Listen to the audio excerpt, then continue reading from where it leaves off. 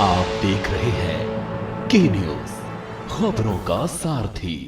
नमस्कार, special report के साथ मैं सोनी चौहान और आज स्पेशल रिपोर्ट में हम बात करेंगे अखिलेश का काशी कार्ड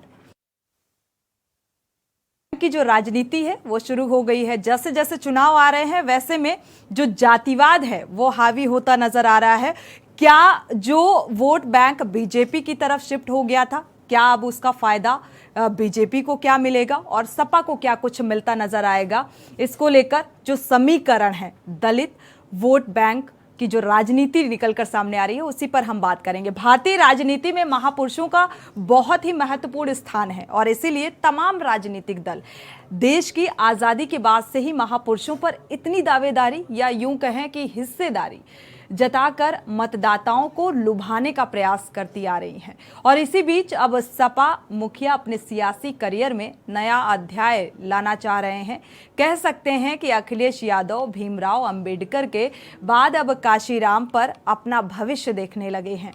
और इसी कड़ी में अखिलेश यादव रायबरेली के दीन शाह गौरा ब्लॉक में स्थित काशीराम महाविद्यालय में काशीराम की लगी मूर्ति का अनावरण किया, जिसका आयोजन सपा के राष्ट्रीय महासचिव स्वामी प्रसाद मौर्य ने किया। अखिलेश यादव की इस सियासी गुगली से लग रहा है कि उन्होंने लोहिया के साथ साथ अब अंबेडकर की सियासत पर दांव लगा रहे हैं, यानी कि जो अंबेडकरवादी हैं और लोहियावादी हैं उनको एकजुट करने का जो प्रयास है वो नजर आ रहा है अखिलेश यादव का, जिससे लगता है कि काशीराम के बहाने अखिलेश अब दलितों को अपने पाले में लाना चाहते हैं, साथ ही मायावती से दूर होते जा रहे हैं, दलितों में अपनी पैठ बनाना चाह रहे हैं। दलित हमेशा से ही बसपा की क्रोर ग्रुप बैंक रहा है, जिसका ग्राफ 2012 के बाद से गिरता जा रहा है और ऐसे में अखिलेश यादव की कोशिश दलित और अति पिछड़ों को अपने पाले में लाने की है।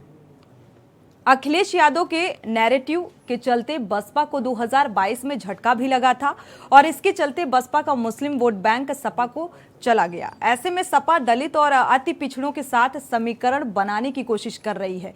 निकाय चुनाव और 2024 में होने वाले लोकसभा चुनाव को लेकर इस समय उत्तर प्रदेश की सियासत गर्म है। सभी राजनीतिक जो दल हैं वो अपनी अपनी कवायद तेज करते हुए नजर आ रहे हैं।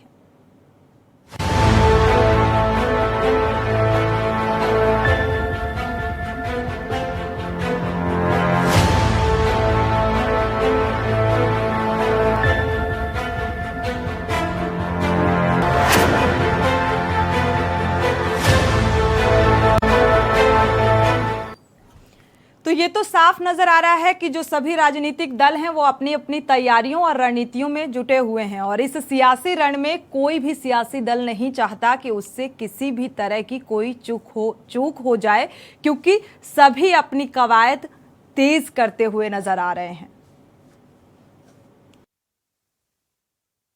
सत्ता पाने की आकुलाहट में अखिलेश यादव जी लगातार ये प्रयास कर रहे हैं कि कैसे बसपा के कैडर कार्यकर्ता को, बसपा के वोटर्स को अपनी तरफ आकर्षित कर सके और इसीलिए आज तमाम बसपा के प्रतिमानों को अपने पाले में खींचने के लिए प्रयास कर रहे हैं। लेकिन सच्चाई यह है कि अखिलेश यादव जी की पार्टी जब जब सत्ता में रही है तो दलितों पर उत्पीड़न की घटनाएं सबसे ज्यादा उत्तर प्रदेश में रही है। और आजम खान सरीखे नेता जब ये बात कहते थे कि बाबा साहब अंबेडकर की मूर्ति जहां लगी है समझ लो वो जमीनें कब्जा की गई है और जिधर उंगली है उधर जमीन कब्जा होने वाली है, तो अब मान्यवर कांसीराम की मूर्ति लगा करके वो इन दलितों को अपने पक्ष में कैसे मोड़ पाएंगे? तो बीजेपी का ये कहना है कि सबसे ज्यादा दलितों पर अत्याचार हुआ है सपा के कार्यकाल में और अब जो समाजवादी पार्टी है, समाजवादी पार्टी की जो विचारधारा है सपा प्रमुख अखिलेश यादव की, वो लोहियावादियों और क्या कहते हैं एकजुट होने की एक कवायद तो नजर आ रही है। अंबेडकरवादी और लोहियावादियों को एकजुट करने में लगे हुए हैं। उसी को लेकर जो बीजेपी का ये कहना है कि ये नौटंकी है, लेकिन क्या कुछ जमीनी हकीकत है इसको देखना होगा, क्योंकि वोट बैंक की तो राजनीति साफ तौर पर नजर आ रही है यहाँ पर और इसी को लेकर हम चर्चा भी करेंगे हमारे साथ। लेकिन इन वोटों का, इस दलित वोट बैंक का फायदा किस पार्टी को ज्यादा पहुंचने वाला है ये तो आने वाला वक्त तय करेगा। मनोज यादव हैं, सपा नेता हैं, सपा प्रवक्ता, आपका स्वागत है इस चर्चा में शामिल होने के लिए। आपसे कुछ देर बाद बीजेपी नेता भी जुड़ेंगे, साथ ही दलित चिंतक भी हमारे साथ जुड़ेंगे, डॉक्टर धर्मकौर और विनीत शुक्ला जी। मनोज जी, आखिर देखा जाए तो अब दलित वोट बैंक को साधने की एक कवायद समाजवादी पार्टी की नजर आ रही है। बीजेपी का ये मानना है कि सपा के कार्यकाल में जो दलितों को परेशान भी किया गया, अत्याचार सबसे ज्यादा किया गया, तो इसका फायदा कुछ खास आपको मिल नहीं पाएगा। देखिए, बीजेपी के कहने से देश नहीं चलता। हम्म। निश्चित तौर पे उनकी सरकार है और वो सरकार के माध्यम से अपने बयानात दे सकते हैं, अपनी बातें रख सकते हैं। मैं ये जानना चाहता हूँ, शूद्रों का सबसे ज्यादा अपमान किसने किया? एक हाथरस की बेटी का अगर उदाहरण मैं दूं, जिसको उसके माँ बाप को उसकी लाश तक नहीं दी गई और मिट्टी का तेल जला के डाल के उसको जला दिया गया, क्या ये बात किसी से छिपी है क्या? बीजेपी किस मुंह से कह रहे हैं? निश्चित तौर पे एक दौर ऐसा था कि लोहियावादी और अम्बेडकर वादियों की लड़ाई होती थी आमने सामने। तो लड़ाई का मतलब कोई लाठी मारना नहीं था, चुनावी राजनीति। और जो भी विपक्ष में रहता है वो लड़ता है। हम उनसे लड़ रहे थे, वो हमसे लड़ रहे थे। लेकिन 2019 का एक ऐसा समय आया कि आदरणीय बहन जी और आदरणीय अखिलेश जी ने एक मंच पे आके लोहियावाद और अम्बेडकरवाद को मिलाने का प्रयास किया। सफलता बहुत नहीं मिल पाई, लेकिन जो पार्टी 0 पे थी उसको हम 10 पे लेके आए, और जो पार्टी 5 पे थी वो 5 पे रह गई। वहां क्या हुआ? वो एक बड़ा गणित था। वो गणित किसने किया था, कैसे किया था, वो बात भले समाजवादियों को न समझ में आई हो या देर से समझ में आई हो, लेकिन अम्बेडकरवादियों को तुरंत समझ में आ गई। अम्बेडकरवादियों का एक बड़ा हिस्सा समाजवादी पार्टी के साथ आ गया 2022 में, और अम्बेडकरवादी और लोहियावादी विचारधारा ने मिलकर बीजेपी से मुकाबला किया। लेकिन जिन मान्यवर काशीराम जी ने, जिन्होंने बसपा बनाई, एक नई ताकत दी दलितों को और पिछड़ों को, बहन जी ने उनके वोटों को गिरवी रख दिया बीजेपी और आरएसएस के चरणों में। ये बात स्पष्ट है, साफ है, दीगर है, कहीं कोई छुपी बात नहीं है। तब आदरणीय राष्ट्राध्यक्ष जी ने, काशीराम जी की बात हो या फिर और भी जो हमारे महान विचारक रहे हैं, उन सबको आत्मसात किया। हम उनकी विचारधारा को अडॉप्ट करके समाज के बीच में गए और उसका लाभ हमें 2022 में मिला। और इसी परिपाटी पे चल के हम 2024 का चुनाव, हमारी समाजवादी साइकिल का एक पहिया लोहियावादी है तो दूसरा पहिया अम्बेडकरवादी है।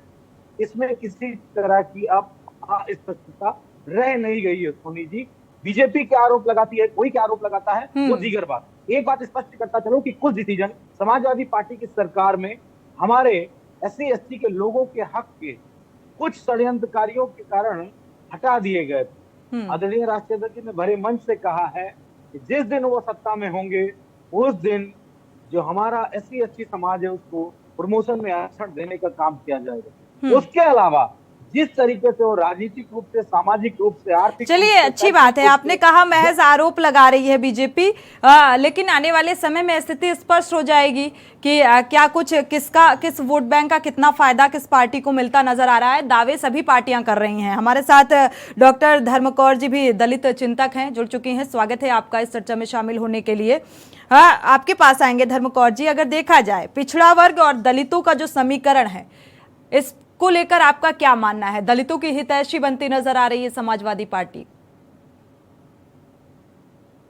देखिए, मैं ये कहना चाहूंगी कि जब कभी भी बहन जी और अखिलेश जी साथ आए हैं तो इनकी सरकार बनी है।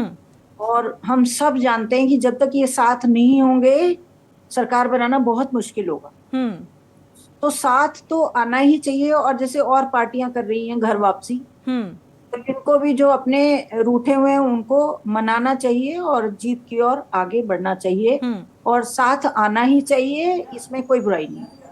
अपने अपने जो अपनी ईगो है वो अलग रख के एक साथ एकजुट होना चाहिए। देखिए, यूनिटी में तो बहुत बड़ी ताकत है। एक कहावत है कि झाड़ू अगर बंधी हुई है तो वो यूज में है और अगर खुल गई तो वो कूड़ा हो जाती है। तो काम करना चाहिए, देश के हित में काम करना चाहिए, दलितों के लिए, उनको आगे बढ़ाने के लिए एक तो आना ही चाहिए। अपने निहित स्वार्थ को परे रख के पावर में जब आएंगे तब तो दलितों के लिए और उनके लिए काम करेंगे, तो ये तो अच्छी बात है। अगर ऐसे आसार दिख रहे हैं कि ये साथ आ सकते हैं तो आना ही चाहिए। मैं बस इतना ही कहना चाहूंगी। तो समाजवादी पार्टी के जो कार्यकाल में दलितों की जो स्थिति रही उसको लेकर आप क्या कहेंगी? फिलहाल यहाँ पर एक ब्रेक के लिए रुकेंगे, ब्रेक से जब वापस आएंगे तो इस पर आपसे जवाब लेंगे। यहाँ रुकेंगे एक छोटे से ब्रेक के लिए।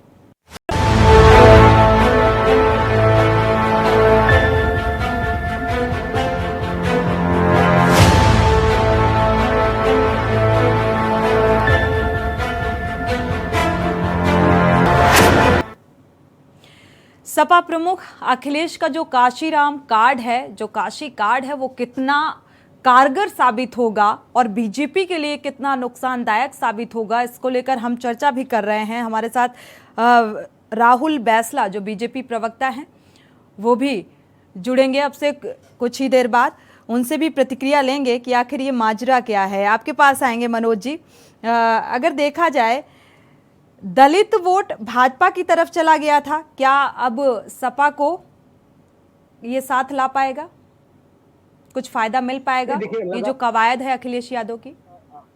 बिल्कुल बिल्कुल। 2017 की बात करें और 2022 की बात करें जी, इस दौरान जितने भी चुनाव हुए हैं, प्रतिदिन प्रति क्षण समाजवादी पार्टी के साथ अम्बेडकराइट मूवमेंट के लोग लगातार जुड़े। ये बात कोई राजनीतिक प्रेरणा से मैं नहीं कह रहा हूँ, ये समाजवादी पार्टी को आगे बढ़ाने के लिए नहीं कह रहा हूँ, ये हकीकत है। और अगर ना बढ़ा होता तो समाजवादी पार्टी का इतना मूवमेंट आगे ना आ पाता, क्योंकि बीजेपी को एक बड़ा वोट परसेंट मिला और बड़ी संख्या में उनको सीटें भी मिली, चाहे वो विधानसभा की हो चाहे लोकसभा की। लेकिन समाजवादी पार्टी पे SC/ST वर्ग के लोगों ने विश्वास किया और राष्ट्रीय अध्यक्ष जी ने ये बात कही, वादा किया, मंचों से कहा। जब मायावती जी के साथ गठबंधन था उन्होंने पूरा 15 बनाम 85 की बात करी। वो बात अगर उनके आर्काइव में जाके भाषण सुने जाएंगे तो स्पष्ट होगा। और 15% से कोई हमारी लड़ाई नहीं है, लड़ाई सिर्फ हकदारी की है, हिस्सेदारी की है, हमारी गणना की है, हमारी जाति जनगणना की है। अगर हमारा सर्वे करा लो, अगर हमारे दलित पिछड़ों को मिल गया है सब कुछ, तो आपको जो करना है वो कर दो, उनका आरक्षण खत्म करना है खत्म कर दो, लेकिन गणना तो कराओ, जाति गणना करके बताओ उनकी सामाजिक, शैक्षणिक और राजनीतिक स्थिति क्या है, उनकी गरीबी रेखा से वो कितना पॉवर्टी लाइन से ऊपर आ पाए। ये सारी बातें बड़ी महत्वपूर्ण है। इन सारी बातों के मद्देनजर ही समाजवादी पार्टी, मनोज जी, बीजेपी दलित और पिछड़ा हितैषी नहीं है? नहीं, अगर बीजेपी दलित और पिछड़ा हितैषी होती तो बड़े दशकों के बाद उत्तर प्रदेश और देश को पिछड़ा प्रधानमंत्री मिला। क्या मंडल की सिफारिश का या पिछड़ों के लिए जो भी काला का लेकर आयोग बना या जो भी आयोग बने, क्या किसी की रिपोर्ट को, बची हुई रिपोर्ट को बीजेपी ने लागू करने का प्रयास किया? क्या उलट उनके आरक्षण को खत्म कर दिया। दलितों पिछड़ों के आरक्षण को, चाहे वो राजनीतिक रूप से हो चाहे शैक्षिक रूप से हो, उनको खत्म करने का प्रयास किया है। इसलिए बीजेपी को कभी भी दलित और पिछड़ों का हितैषी नहीं कहा जा सकता। आप इस बात से कितना इत्तेफाक रखती हैं धर्मकौर जी? बीजेपी क्या वाकई दलित और पिछड़ा हितैषी नहीं है? और अगर ऐसा है तो जो कुछ एक दलित वोट बैंक था वो क्यों शिफ्ट हो गया बीजेपी की तरफ? मैम देखिए, कोई भी सरकार जो है वो परमानेंट नहीं होती है और जो पब्लिक है वो परिवर्तन चाहती है। अभी की मैं बात नहीं कर रही हूँ, देखिए चाहे कांग्रेस नहीं रही, फिर जो है समाजवादी पार्टी, बहन जी मुख्यमंत्री बनी, अब इस समय बीजेपी है, तो हम नहीं कह सकते कि कोई भी सरकार परमानेंट है, परिवर्तन चेंज होता रहता है। तो वोट जाएंगे इधर के उधर तभी तो परिवर्तन होगा। तो कहने का अभिप्राय ये है कि अखिलेश जी, बहन जी को एक होना चाहिए और सच्चे मन से चुनाव लड़ना चाहिए। देखिए क्या होता है। फाइनल दलित एजेंडा ही क्यों, इसी को एजेंडा क्यों बनाया जा रहा है? नहीं देखिए, दलित तो हमेशा जब इलेक्शन आते हैं दलितों की सबको याद आती है।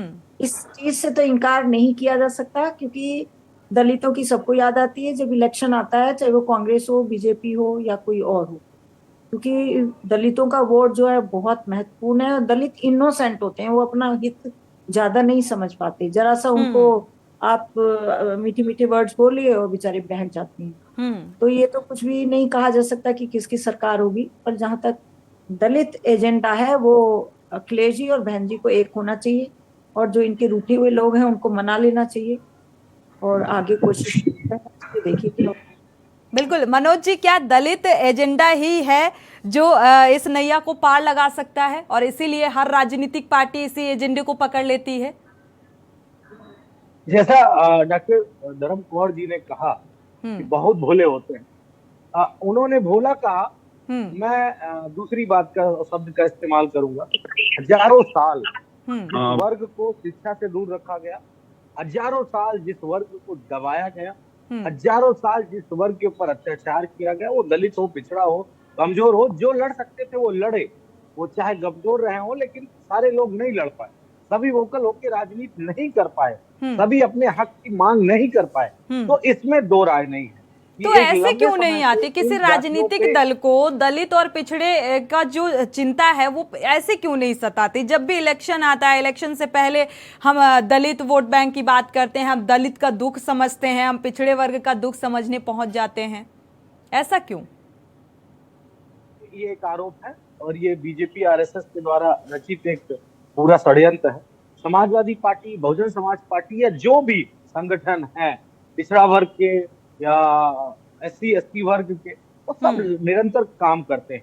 हम सबकी जयंतियां मनाते हैं, सबकी जो त्योहार हैं, जो तमाम सारी चीजें वो मनाते हैं और उनके बताए रास्तों पे चलना। याद करने का अभिप्राय क्या है? क्या हम दिन रात किसी जाति वर्ग का नाम तो नहीं ले सकते, दलित, लेकिन जिसका लोहियावादियों और अंबेडकर वादियों को एकजुट करने की कवायद तो साफ नजर आ रही है, लेकिन सवाल ये भी उठता है कि आखिर ये याद, ये चिंता पहले क्यों नहीं सताई? इसी को लेकर राजनीति भी शुरू हो जाती है। अगर देखा जाए, बीजेपी ये कह रही है कि सबसे ज्यादा अत्याचार समाजवादी पार्टी के कार्यकाल में हुआ दलितों के ऊपर। यहां रुकेंगे एक छोटे से ब्रेक के लिए। ब्रेक से जब वापस आएंगे तो चर्चा को आगे बढ़ाएंगे।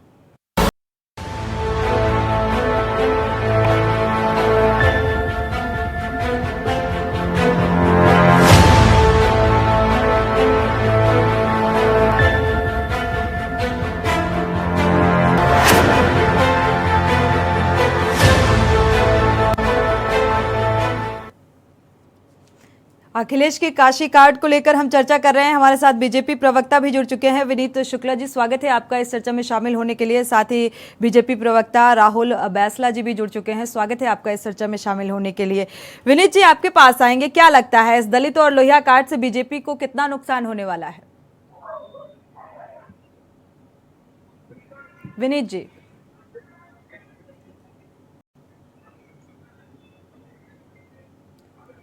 आपको आवाज मिल पा रही है? राहुल जी, अगर आपको आवाज मिल पा रही है तो आपसे सवाल है, इस दलित और लोहिया कार्ड का कितना फायदा बीजेपी को मिलेगा और कितना नुकसान होने वाला है? जी, दरअसल जी, वो कहावत है ना, जब चिड़िया चुग गई खेत होत क्या।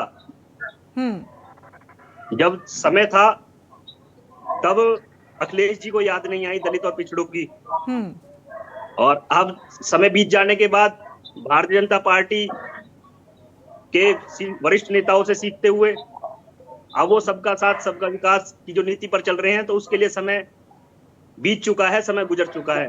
अब उससे कुछ फायदा नहीं होने वाला, क्योंकि सर्व समाज का विकास देश के यशस्वी प्रधानमंत्री माननीय श्री नरेंद्र मोदी जी के नेतृत्व में जो हुआ है, उसके लिए पूरा देश, सर्व समाज एकजुटता के साथ मोदी जी को सपोर्ट कर रहा है, भारतीय जनता पार्टी को सपोर्ट कर रहा है।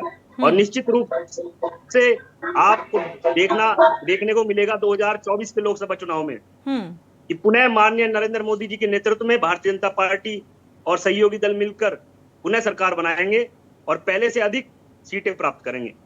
चलिए, दावा और हर एक राजनीतिक पार्टी का ये दावा है कि इस बार जीत हम हासिल करेंगे, लेकिन ये आने वाला वक्त बताएगा। मनोज जी, अगर देखा जाए तो एकजुट होने की बात तो नजर आ रही है। समाजवादी पार्टी, अखिलेश यादव, या समाजवादी पार्टी और बीएसपी का जिक्र करें तो एकजुट होने की बात नजर आ रही है। यहाँ पर अखिलेश यादव कवायद करते हुए भी नजर आ रहे हैं, लेकिन सवाल ये है कि बीएसपी अभी समर्थन क्या कर रही है पूरी तरह से, फिर क्यों कह रही है कि ये नौटंकी है? समाजवादी पार्टी किसी तरीके का समर्थन बीएसपी से नहीं मांग रही। समाजवादी पार्टी समर्थन मांग रही है उन वोटर्स का जिनको माननीय काशीराम जी ने पैदल चलकर और पूरे देश में एक जागृत की भावना की और उनके हक और अधिकार की लड़ाई लड़ी। उनको शैक्षिक, राजनीतिक और इस तमाम सारी चीजों में वो अग्रिम पंक्ति में लाके खड़ा किया। हमारी मांग उनसे है। बहन जी के लिए तो शुभकामनाएं हैं, क्योंकि बहन जी ने बीजेपी के सामने जिस तरीके से सरेंडर किया है, वो बातें भारतीय राजनीति में बहुत कम लोगों को देखने को मिलती है।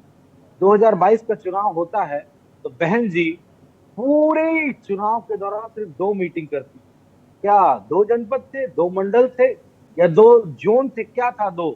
जो उत्तर प्रदेश में सिर्फ 2 मीटिंग उनकी हुई और पूरा चुनाव कैसा गया कि एक बसपा का विधायक जीत पाया।